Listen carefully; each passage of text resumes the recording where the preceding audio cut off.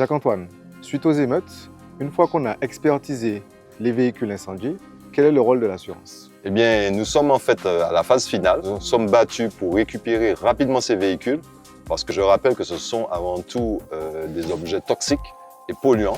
Donc, très rapidement, à l'aide des transporteurs de la casse, nous avons acheminé vers la casse.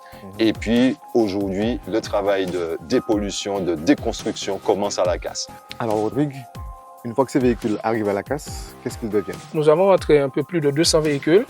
Et quand ces véhicules arrivent chez nous, ils ont déjà été dépollués par le feu, mais on enlève quand même la partie moteur.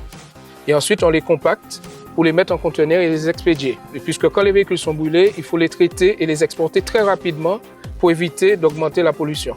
Est-ce que tu peux nous donner les différentes étapes pour le traitement de ces véhicules une fois qu'ils sont arrivés à la casse jusqu'à l'exportation, comme tu nous as mentionné?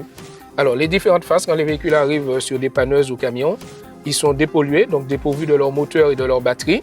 Ensuite, ils sont compactés, mis en conteneur et renvoyés vers la métropole pour qu'ils passent ensuite dans un broyeur pour le circuit recyclage et remise en circulation de la ferraille. Aujourd'hui, nous avons beaucoup plus de véhicules électriques en circulation. S'il y en a qui ont été incendiés, est-ce qu'il y a un traitement spécifique pour ce type de véhicule? Oui, tout à fait. Avant de les traiter, on les met en quarantaine, puisqu'on ne peut pas les mettre parmi tous les autres véhicules brûlés, de façon à extraire la batterie. Et pour extraire la batterie, il faut avoir une habilitation.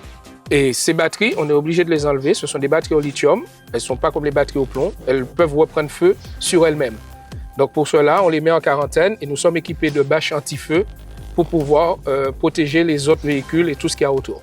Quand on a plus de 200 véhicules à traiter en si peu de temps, est-ce que cela vous a demandé une organisation spécifique dans la casse?